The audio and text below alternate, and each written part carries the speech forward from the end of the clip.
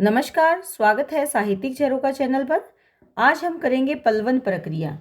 देखिए, आज जो हमारी पलवन प्रक्रिया जो विषय है, इसमें हम सबसे पहले जानेंगे कि पलवन इसका अर्थ क्या है। फिर जानेंगे इसकी परिभाषा, स्तर क्या हैं और इसके पश्चात इसके भेद क्या हैं, कितने प्रकार से पलवन होता है और उसके पश्चात इसके नियम क्या है। यानी आज हम पलवन प्रक्रिया के बारे में विस्तार से इस वीडियो के माध्यम से जानेंगे। तो आइए प्रारंभ करते हैं। सबसे पहले है पलवन का अर्थ। देखिए, पलवन शब्द का जो आगमन है वो पल्लव शब्द में न या ण प्रत्यय लगाकर पलवन शब्द बना है और इसका शाब्दिक अर्थ क्या है? नया पत्ता। इस शब्द का प्रयोग हम कब करते हैं? जब किसी पेड़ पर नए नए पत्ते निकलते हैं तो हम उस पेड़ के लिए कहते हैं कि ये पल्लवित हो रहा है या इस पेड़ पर पलवन हो रहा है, अर्थात विकास करना। तो यही भाव हमें पलवन प्रक्रिया के दौरान अपने मन में ध्यान में रखना है कि पलवन का मतलब है विकास करना, किसी भी एक भाव को, किसी भी एक विशेष विचार को विकसित करना, विस्तार देना ही पलवन की प्रक्रिया है। सबसे पहले अगर देखें तो जो पलवन शब्द है ये संक्षेपण का विपरीत शब्द है। संक्षेपण का मतलब होता है छोटा करना और पलवन का मतलब क्या होता है? बड़ा करना। यानी दोनों एक दूसरे के विपरीत शब्द हैं। संक्षेपण में उसको संक्षिप्त किया जाता है और पलवन में विस्तार दिया जाता है।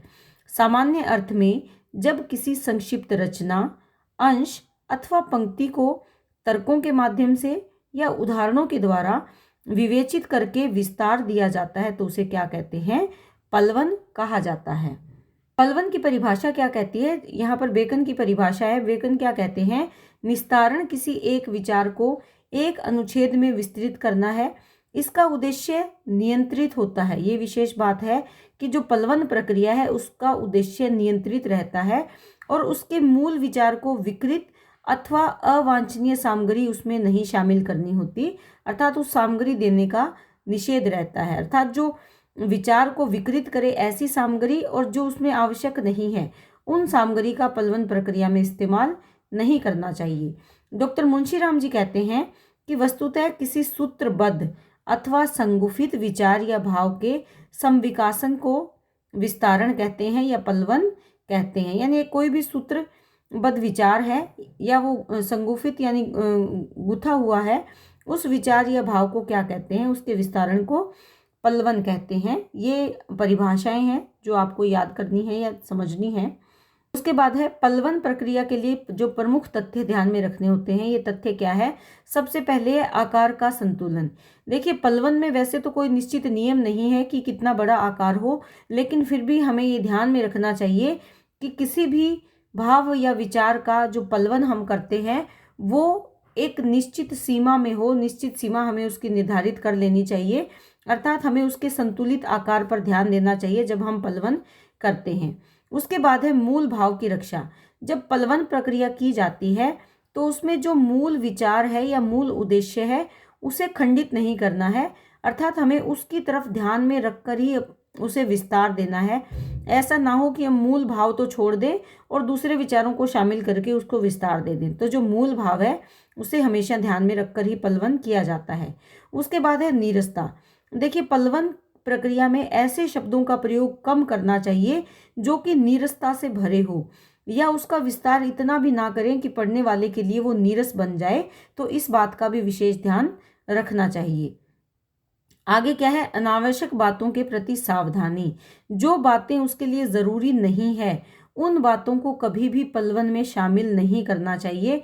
वो केवल उसको विस्तार तो दे सकती हैं, आकार तो बढ़ा सकती हैं, लेकिन वो उसकी जो अहमियत है वो समाप्त हो जाएगी या पलवन नीरस बन जाएगा। उसके बाद आती है भाषा का आकर्षक रूप।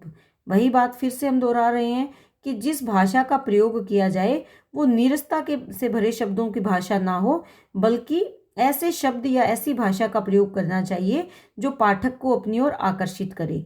उसके बाद आता है विषयांतर से रक्षा।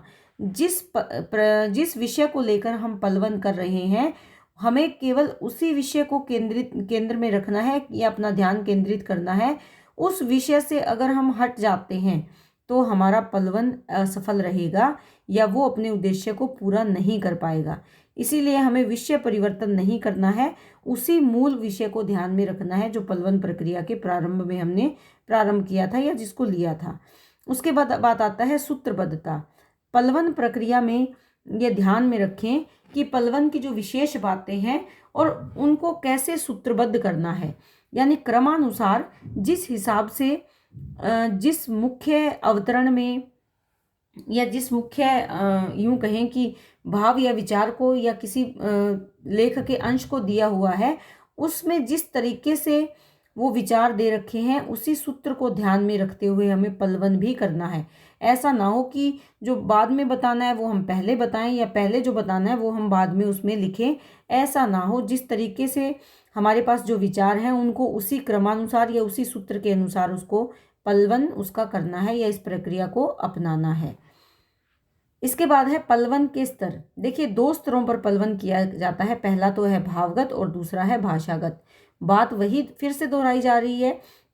भावगत में क्या है कि मूल उद्देश्य या मूल भाव को हमें हमेशा ध्यान में रखना है, मूल भाव से विमुख नहीं होना है, उसी भाव को केंद्र में रखकर हमें पलवन की प्रक्रिया करनी है। भाषागत पलवन में क्या है कि भाषा को आकर्षक बनाना है, कहाँ पर व्याकरण का ध्यान रखना है, उचित जो अर्धविराम, पूर्ण विराम या लोकोक्ति, मुहावरे, ऐसे जो वाक्य हैं भाषा को आकर्षक बनाने के लिए। तो ये 2 स्तर हैं जिनके माध्यम से पलवन प्रक्रिया को पूर्ण किया जा सकता है।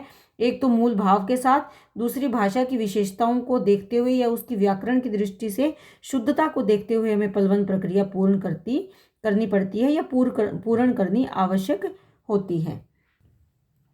इसके बाद है पलवन के नियम। देखिए पलवन के जो नियम है वो जैसे हमने संक्षेपण में नियम के थे कुछ कुछ उसी प्रकार से हैं, लेकिन इसमें हमें ध्यान में रखना है कि एक तो मूल भाव के विस्तार से पहले हमें विषय को संपूर्ण रूप से हृदयंगम करना आवश्यक है।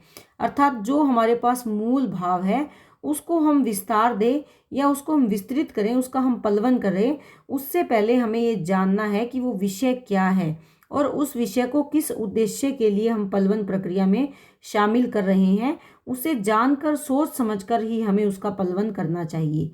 फिर है पलवन के लिए पलवनकर्ता को, अर्थात जो पलवन करने वाला व्यक्ति है उसको अपने कथन या कथ्य के साक्ष्य प्रमाण के लिए कुछ उदाहरण अवश्य देने चाहिए। यानी जो उस पलवन के बारे में वो कथन देता है उस कथन के उसे साक्ष्य भी देने चाहिए, अर्थात अपनी बात को स्पष्ट करना चाहिए और उसे स्पष्ट करने के लिए उनके प्रमाण देने भी आवश्यक है और उनको सिद्ध करने के लिए, उन साक्ष्यों और प्रमाणों को सिद्ध करने के लिए उसे उदाहरण देने की भी आवश्यकता पड़ती है। उसके बाद क्या है, मूल भाव या कथन के प्रति अपनी असहमति नहीं दर्शानी चाहिए। इसमें क्या है कि जो मूल भाव है हमारे पलवन का उसके प्रति कभी भी हमें असहमति व्यक्त नहीं करनी चाहिए, हमें उसकी प्रशंसा करनी है या उसके जो उचित सही पक्ष है केवल उसी के बारे में बात करनी है। अगर अगर उसके खिलाफ भी हैं तो भी पलवन में हमें उसको शामिल नहीं करना है।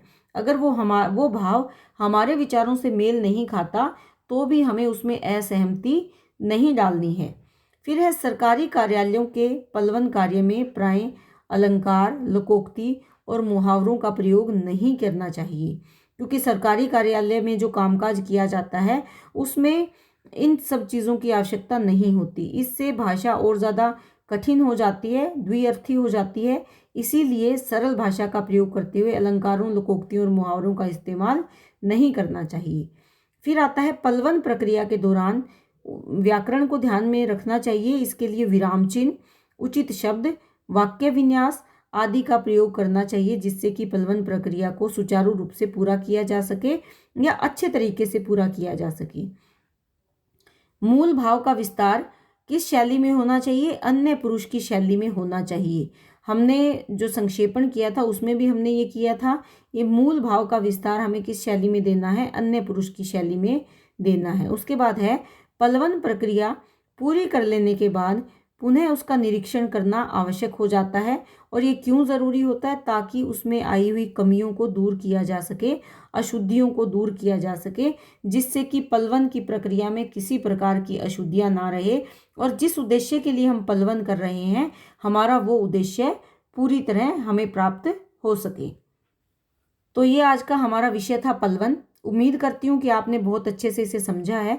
अगर आप मेरे द्वारा भेजे गए वीडियो से कुछ लाभ प्राप्त कर रहे हैं तो आप कमेंट करते रहें और इसी तरह निरंतर लगातार मुझे उत्साहित करते रहें, ताकि मैं आपकी जो इच्छा है, अलग अलग विषय जो आप मुझे भेज रहे हैं, उनके वीडियो जल्द से जल्द मैं आपको बनाकर भेज सकूं। बहुत बहुत धन्यवाद।